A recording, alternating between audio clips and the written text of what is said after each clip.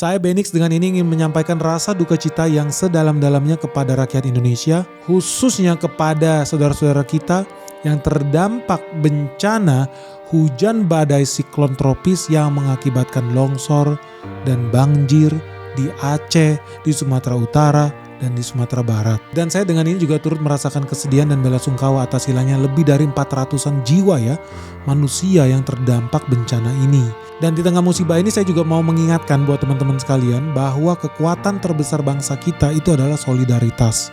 Jadi saya mau minta untuk kepada kita semua, rekan-rekan semua, untuk saling terus tolong menolong, bahu-membahu, gotong royong dalam memberikan bantuan, dalam memberikan dukungan, baik dari segi materi, dari segi tenaga, waktu, dan yang terpenting dukungan dalam bentuk doa supaya saudara-saudara kita di wilayah yang terdampak bisa segera dipulihkan. Semoga masa yang sulit ini dapat segera kita lewati bersama.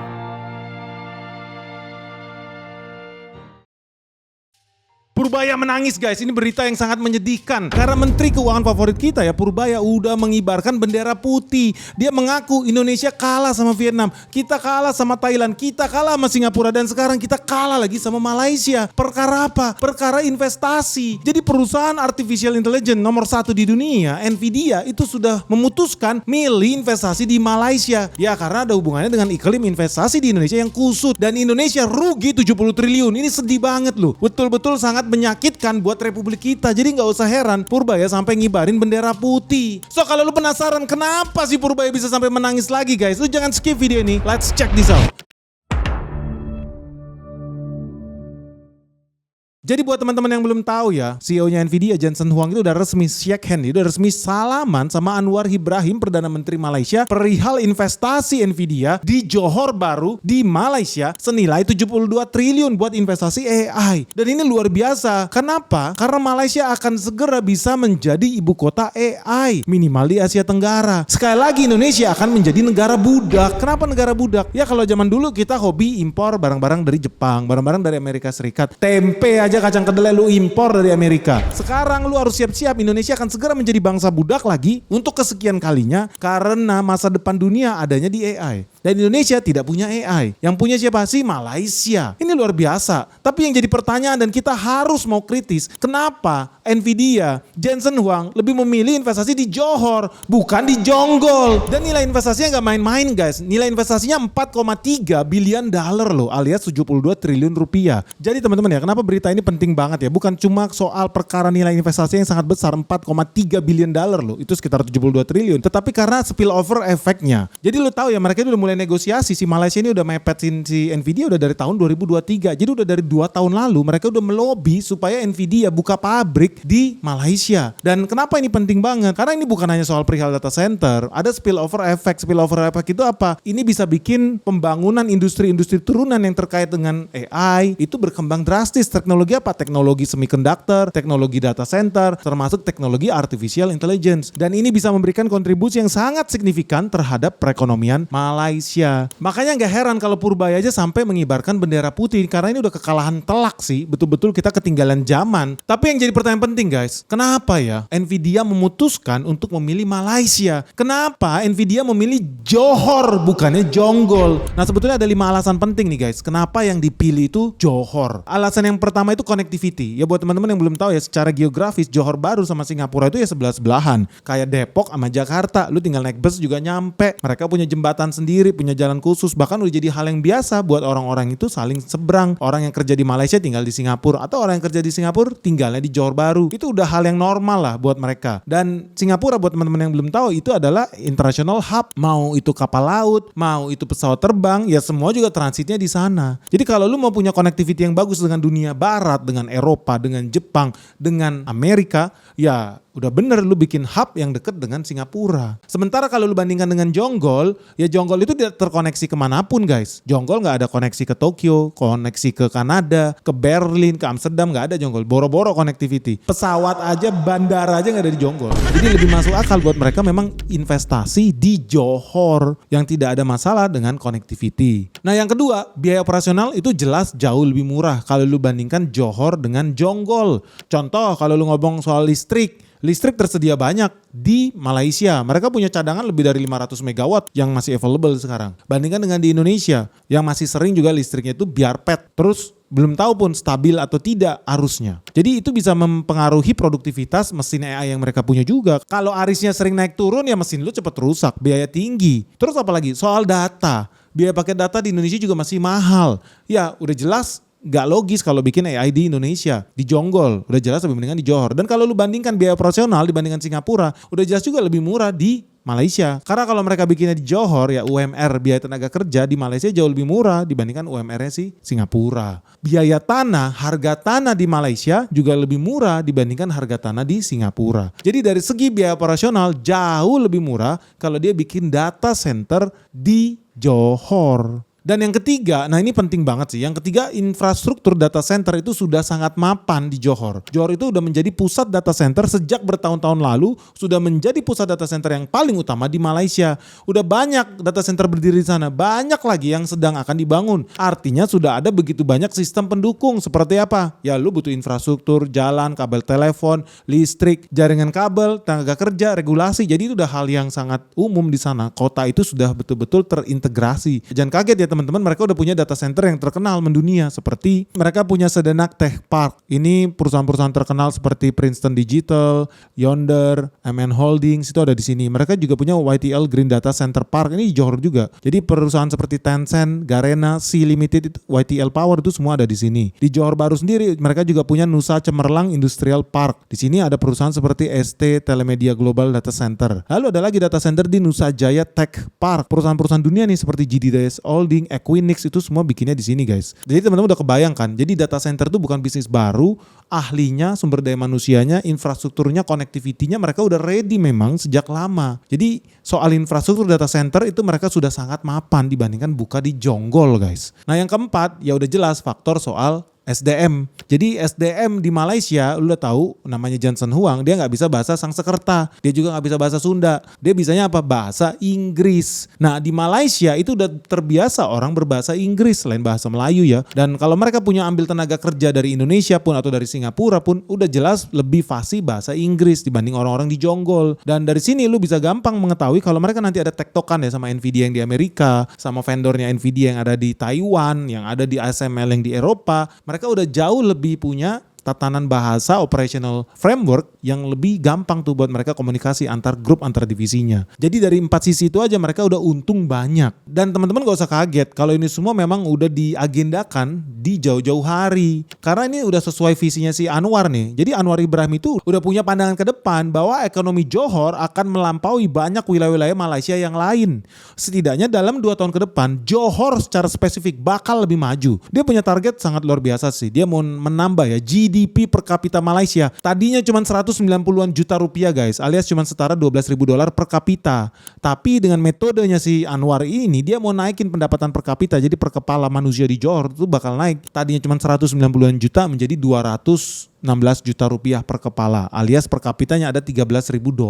Ada peningkatan penghasilan di rakyat yang tinggal di Johor. Jadi memang dia punya visi misi menciptakan Malaysia lebih canggih, lebih modern, dan lebih kaya raya guys dibandingkan sebelumnya. Hebat nih. Nah teman-teman mungkin di sini banyak yang nyinyir ya Pak, kenaikannya kan cuma tipis dari 199 juta rupiah per kapitanya bakal naik setelah ada investasi Nvidia ini bisa jadi 216 juta rupiah per kapita. Ya naiknya nggak banyak, cuma sekitar 16 juta, 17 juta rupiah lah. Artinya nggak nyampe 10% lah kenaikannya. Artinya pendapatan rakyat Malaysia di Johor ya khususnya jadi 216 juta rupiah per tahunnya per kepala. Tapi lu pernah bertanya-tanya nggak sih? Indonesia berapa pendapatan per kapitanya? Ternyata GDP per kapita Indonesia itu cuma 70-an juta guys setahun.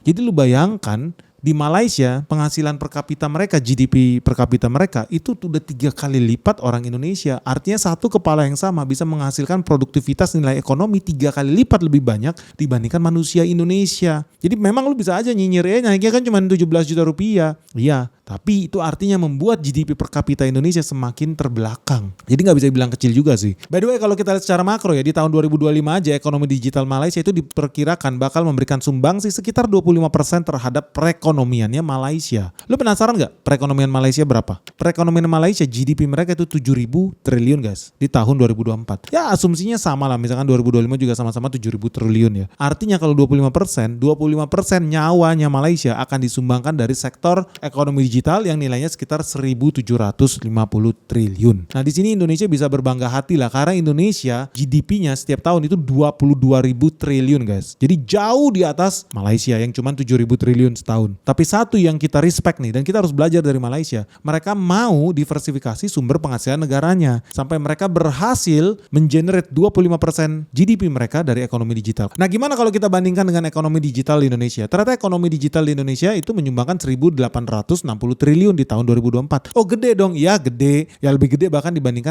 Malaysia yang cuma 1.750 triliun. Tetapi as a whole lu harus lihat ya, 1.750 triliun Malaysia itu kan 25% terhadap perekonomian mereka yang kecil itu yang 7.000 triliun itu 25%. Indonesia ekonominya 22.000 triliun tuh kita punya GDP-nya. Ternyata 1.860 triliun itu cuma 8% dalam perekonomian Indonesia. Jadi masih jauh lah dibandingkan Malaysia. Ternyata kita masih bersumber dari ekonomi-ekonomi yang masih jejak-jejak masa lalu. Ekspor apa? Ekspor sumber daya alam, energi ekstraktif, ya pertambangan, ya kelapa sawit yang nilainya bisa sampai 20%. Jadi kalau dibilang Indonesia berbangga nggak GDP-nya lebih besar? Ya betul, 22.000 triliun, Malaysia cuma 7.000 triliun. Cuman ternyata sayangnya kita masih ekspor dalam bentuk bahan baku, industri-industri ekstraktif itu. Makanya penting buat teman-teman kita mendukung hilirisasi. Karena bisa menciptakan lebih banyak lagi lapangan kerja, bisa menciptakan lebih banyak lagi value, bisa mengcapture lebih banyak lagi triliun. Penting nih. Nah Malaysia udah bisa melihat betapa pentingnya buat mereka kejar ekonomi yang high value dibandingkan ekonomi yang low value,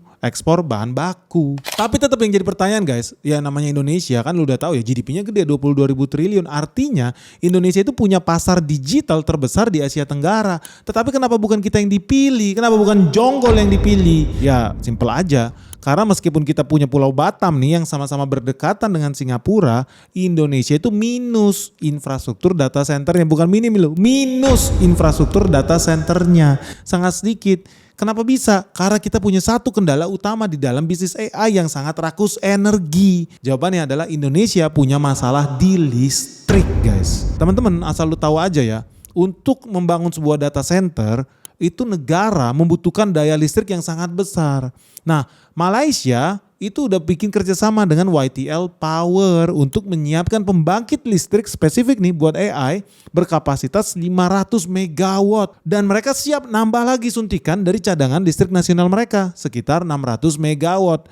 In total mereka udah siapin barisan pasukan listrik sekuat 1.100 megawatt alias 1,1 gigawatt.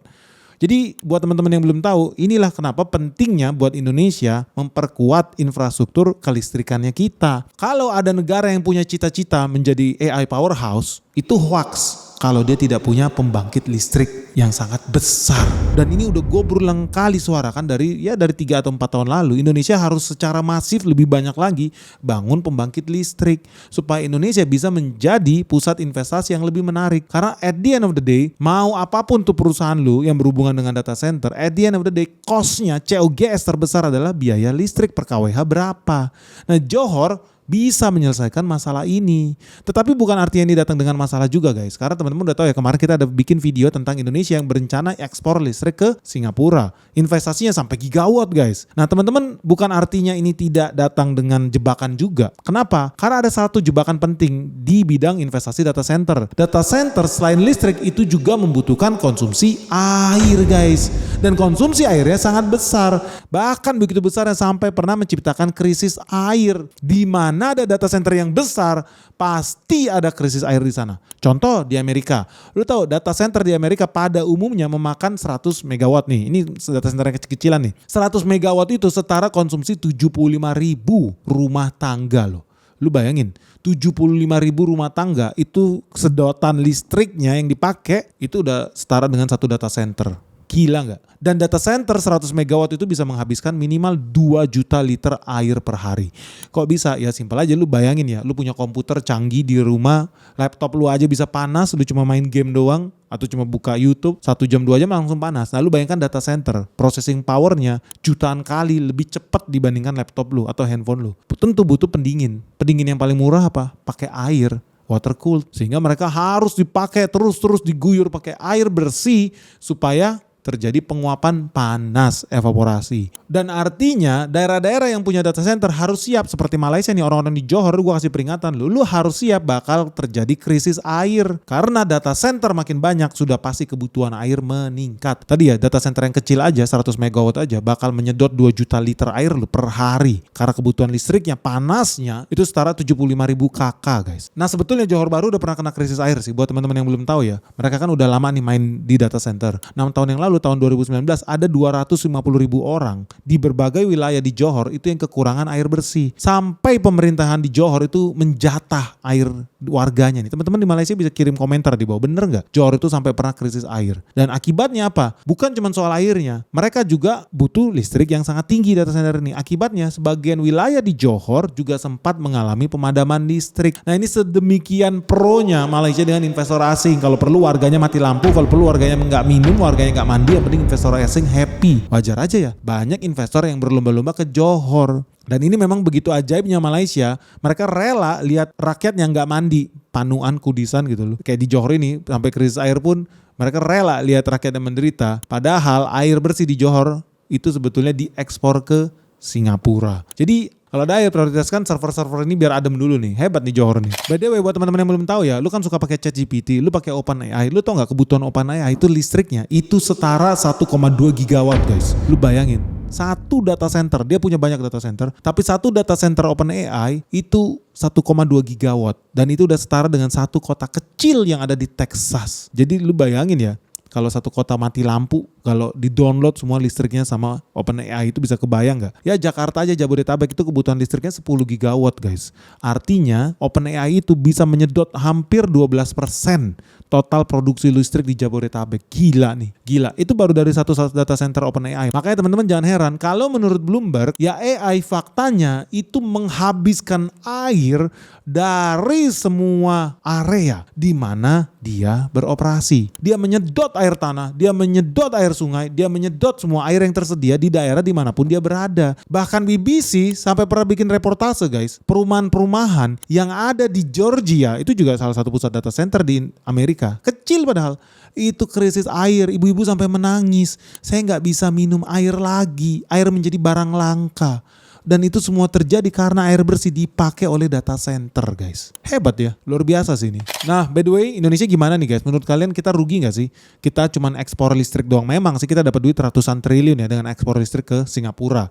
Dan bisa jadi nanti disambungin lagi ke Johor Bahru tuh. Bisa jadi makelar tuh si Singapura buat jualin listrik kita ke Johor Bahru. Tapi yang jadi pertanyaan ya, Indonesia sebetulnya harus menangis gak bersama Purbaya? Karena kita kehilangan investasi dari perusahaan AI nomor 1 di dunia. Ini sebuah kerugian yang luar biasa. Memang sih investasinya cuma 72 triliun guys. Tapi kan teman-teman tahu yang namanya Nvidia adalah salah satu tonggak masa depan kemajuan teknologi artificial intelligence yang ada di dunia. Kalau dia investasi ke Indonesia, kita bisa dapat transfer teknologi dari sana. Kita bisa dapat engineer terbaik di dunia akan pindah ke Indonesia. Dan akan ada transfer knowledge di sana tentunya. Jadi gimana nih? Kita harus ikut bersedih atau enggak nih sama Purbaya? Atau ya udahlah, let it go lah, biarkan aja lah. Toh ada risiko juga kalau kita terima Nvidia. Kita harus siap memberikan listrik dan air bersih untuk data centernya. Walaupun kalau lu pikir-pikir ya, sayang juga kita nggak dapat investasi dari Nvidia karena Nvidia ini perusahaan dengan valuasi termahal di dunia. Hari ini valuasinya 4,4 triliun US dollar guys. Itu setara 74.000 triliun. Ya biar lu kebayang ya, 74.000 triliun itu berarti 74 kuadriliun.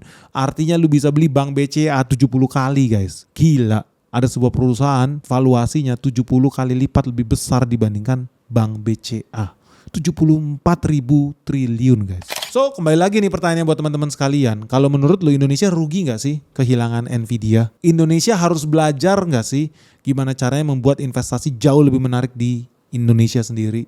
Dan menurut lu, dan menurut kalian semua ya, gimana sih caranya ya biar Indonesia bisa jadi lebih menarik lagi buat investor asing yang berkualitas tinggi tentunya ya, seperti Microsoft, Intel, AMD, Nvidia atau TSMC mau pindahin pabrik mereka ke Indonesia. Gimana sih cara yang paling bagus supaya mereka mau invest ke kita, bukan ke Johor lagi, Malaysia lagi, Singapura lagi? Gimana guys? Coba dong berikan saran kalian dan pandangan kalian kenapa alasan utama yang paling besar kenapa mereka memilih investasi di Johor bukannya di Jonggol. Oke guys, semoga video ini bermanfaat. Ditunggu ya pandangan kalian seperti apa. Segera like video kita dan jangan lupa subscribe. Salam sehat, salam cuan, bye-bye.